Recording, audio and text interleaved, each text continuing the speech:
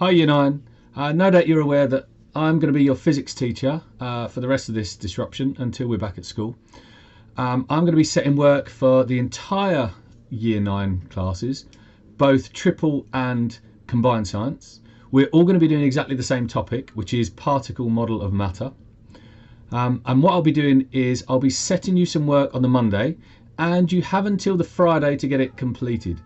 If there's a mark scheme that goes along with it, I'll probably be sending the mark scheme on a Friday for you to go through, for you to mark it, and then you can message me back a percentage score of what you got. Sometimes I'm going to be getting you to do little practicals that you can do inside the house, because I'm well aware that mark sheet after worksheet and all of these equations at some point is going to get a little bit tedious. So it's quite nice to break it up and do some little practicals that you can do around the house. And this is going to be one of those things. Now, last Monday I sent you a worksheet on density. Now, you will have seen that I send both a higher set of questions and a more standard set of questions. I leave it up to you which one of those you're going to have a go at. If you know what your predicted grade is, and your predicted grade is around a 5 or above, you should really be having a go at some of the higher questions on there. However, that's not to say if your predicted grade is lower than that, you shouldn't have a go at them. If you want to challenge yourself, then by all means have a go at them. I'll be sending the mark scheme out so you can have a look and see just how well you've done in that. So for this one, we're going to use that equation. We're going to use that density is mass divided by volume. And I would like you to measure the density of some objects that you find around the house. Some both regular shaped object and irregular shaped objects.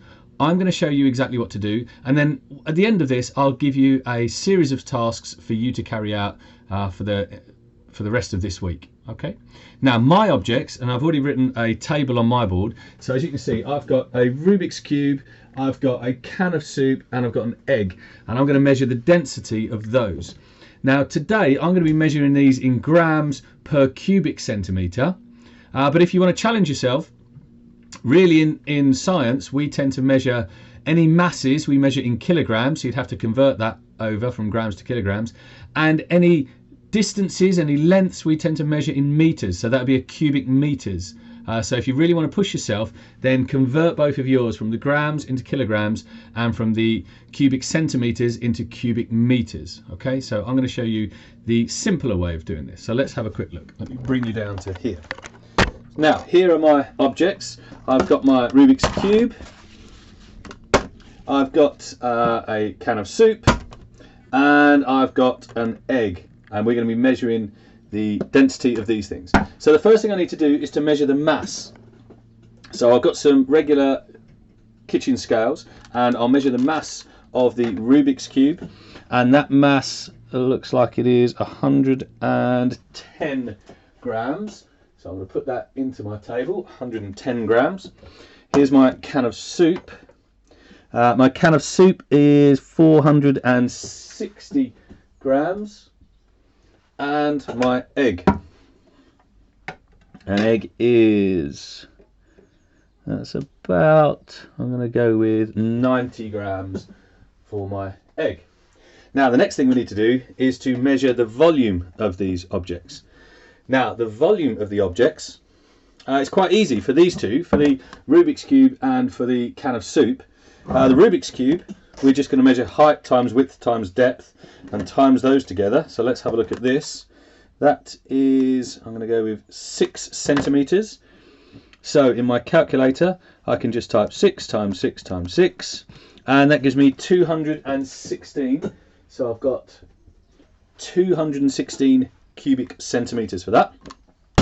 For my can, because I've got a cylinder, we need to do pi times the radius squared times the height.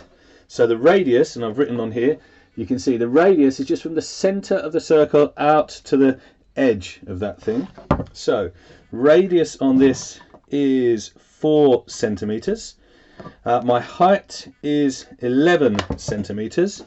So if I type in pi times 4 squared times 11, then I get, I'm going to round that up, 553. So I've got 553 cubic centimetres for that. Now, my irregular shaped object, is a little bit tricky because this is not a sphere, otherwise we could get the volume of a sphere. So the way we're going to do this is we are going to drop it into water. Let me get rid of those scales. So here I've got a jug of water. This is going to be measured in millilitres, and 1 milliliter is 1 centimetre cubed. So I'm at 400 millilitres at the moment. I'm going to drop my egg in, and that's gone up to 400, and I'm going to say that's about 460. So that has got a volume of 60 millilitres or 60 cubic centimetres. Okay, let me put you back up there. Now the final thing to do is just to do our calculations. Density is mass divided by volume. So I'll get my calculator and let's do the Rubik's Cube. We've got 110 divided by 216. That gives me 0.5. I'm going to round that to 0.5.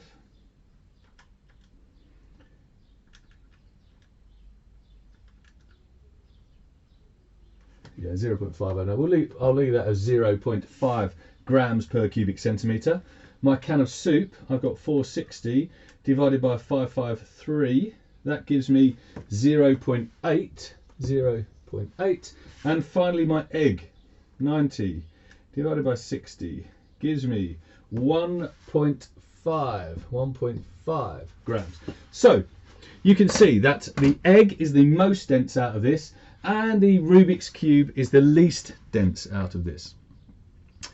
So a couple of things I want you to do. First of all, I want you to write yourself a method, a complete method for how you're going to get both the regular and irregular shaped objects, including that the equipment you're going to be using. So I will measure the volume using a ruler. I'll measure the mass using some kitchen scales. When it comes to the volume of the irregular shaped objects, you've got to talk about the amount of water being displaced. So that is the amount of water pushed out of the way, and that's how you're going to measure the volume of that. What are you going to do if your object doesn't sink into the water, it just floats on the top? Well, you're going to have to gently push it down so it's just submerged, but obviously you're not pushing your whole finger down there because otherwise you've got the volume of the finger to contend with. I would like you to do, if possible, let's go for 3 or 4 regular shaped objects and 3 or 4 irregular shaped objects. Now obviously you're not going to be able to go too big because they've got to fit into your water jug. So that's the first thing I want you to do. Write a complete method, include your table in this, include all of your calculations. And as I said, if you're feeling like you want to push yourself a bit, convert your grams into kilograms and your cubic centimeters into cubic meters. So that's part 1. Part 2 is I would like you to do a little bit of research, and I would like you to find out some information on some of the most dense things and some of the least dense things. Now you can limit your stuff to the most and least dense objects found on Earth. So one of the things you may want to look at is this material called aerogel. So that's incredibly light, incredibly really low density. You may want to go further afield and look out into the universe, in which case I would urge you to take a look at densities of neutron stars, and they are some of the densest things that we can, or the densest objects that are out in space. Okay, so that is your task for this week. If you have any questions, you can message me on Show My Homework, or you can drop me an email and I'll try and send some of those messages back. Okay, so good luck with this practical, and I'll see you next time.